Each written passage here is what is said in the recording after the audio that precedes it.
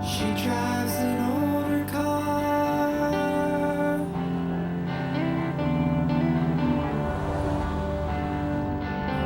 wears old dresses. Right in the middle of the Bible is this collection of Hebrew love poems that are so explicit and erotic that young Jewish boys weren't even allowed to read them until they were older.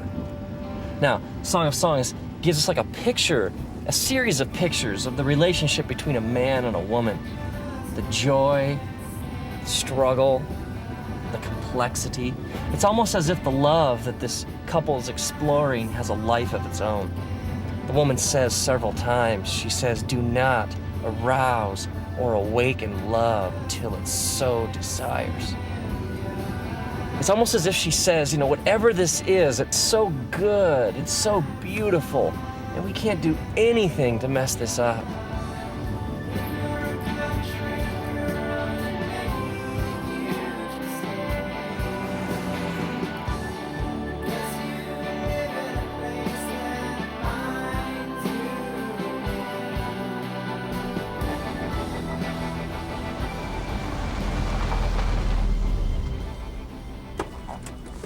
We get incredible mileage out of this tired old English word love, don't we?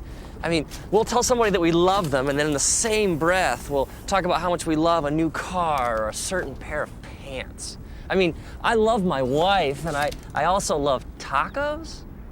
Now, we have to keep in mind that Song of Songs was originally written in the Hebrew language, which has at least 3 different words for our English word love.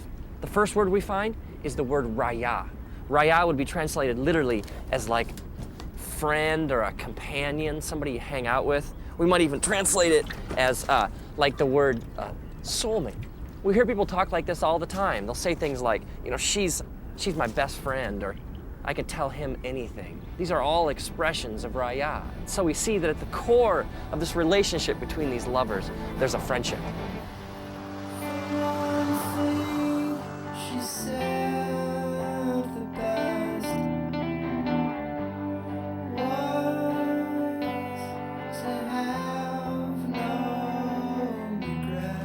Another Hebrew word we find for love is Ahava. Ahava is deep affection. It's that sense of desiring to be with someone so much that your heart aches. Ahava is when your mind and your heart are bent towards your lover with such passion and intensity that you can think of little else. Now, my wife and I, we were friends for 4 years of Raya, before anything more happened. And I was living in Los Angeles, and one weekend she came out to visit, so we went out for the first time. And there was a sense of anticipation in the air, this question we both had, you know, is there any ahava to go with our Raya? I remember sitting there at this restaurant in Santa Monica, a couple blocks in from the ocean. I remember this feeling came over me, that I'd rather be here with her at this moment than anywhere else in the universe.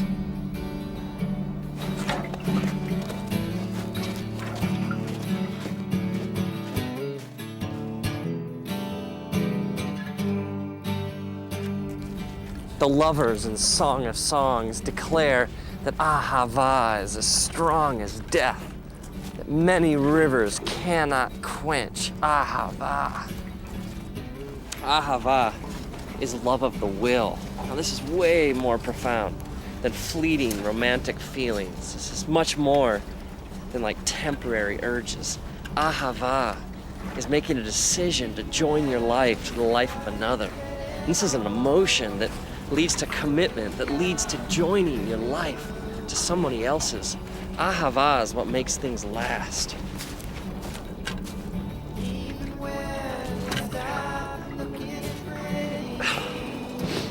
Maybe this would help. Let's think of these loves these dimensions to a relationship as flames. Okay, first we had our Raya flame. That's like the friendship, the soulmate aspect of a relationship. And then you have your Ahava flame, which is the flame of commitment and making a decision to join your life to another. But there's a third Hebrew word for love that we find in Song of Songs. It's the word Dode. Dode is translated into English literally as to carouse, to rock, or to fondle. I think you get the idea behind this flame. This word is used elsewhere in scriptures, like in the book of Proverbs. It says, "Let us drink deep of Dode till morning." And the woman even says in Song of Songs, "Let him kiss me with the kisses of his mouth, for your Dode is more delightful than wine." Dode is the physical, sexual element to a relationship. This is where we get the Greek word eros, which is translated literally as like erotic in the English language. So we have our Raya flame, we have our Ahava flame, and we have our Dode flame.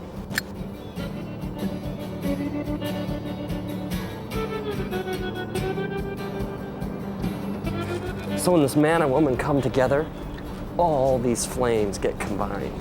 Now, Jesus talks about this idea of entire beings coming together. He uses the phrase one flesh to describe this connection between a man and a woman. Now, this one flesh is way more than just a physical act.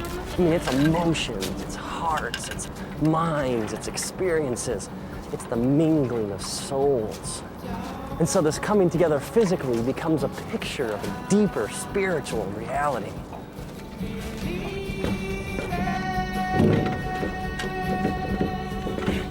So Jesus teaches us that sex is ultimately a spiritual act, and that something so beautiful, something so powerful was meant to endure forever.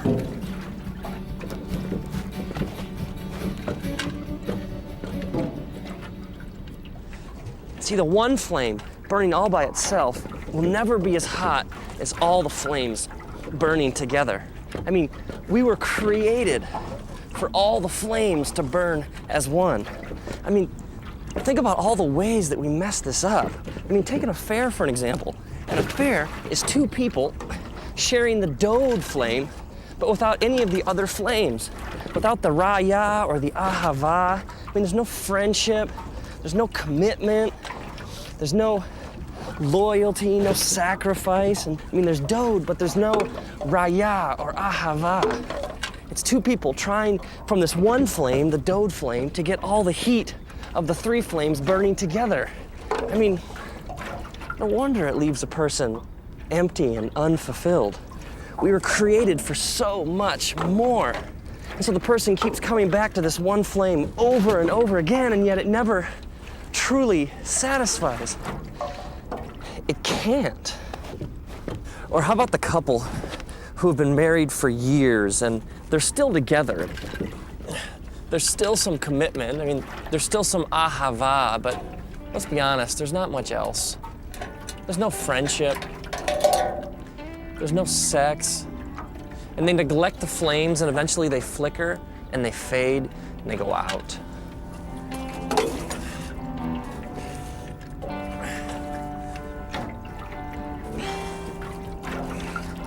When you separate the flames, it can never really satisfy.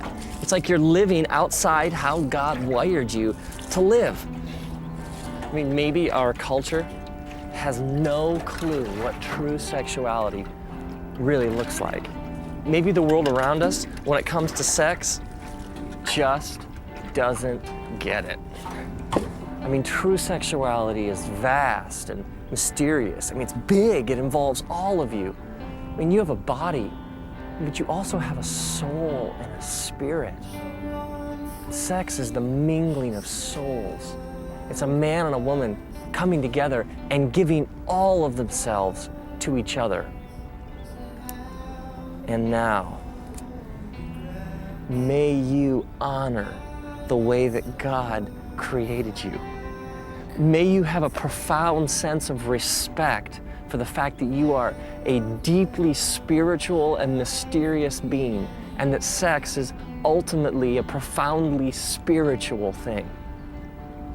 May you enjoy what God created to last a lifetime. And may you discover the big flame.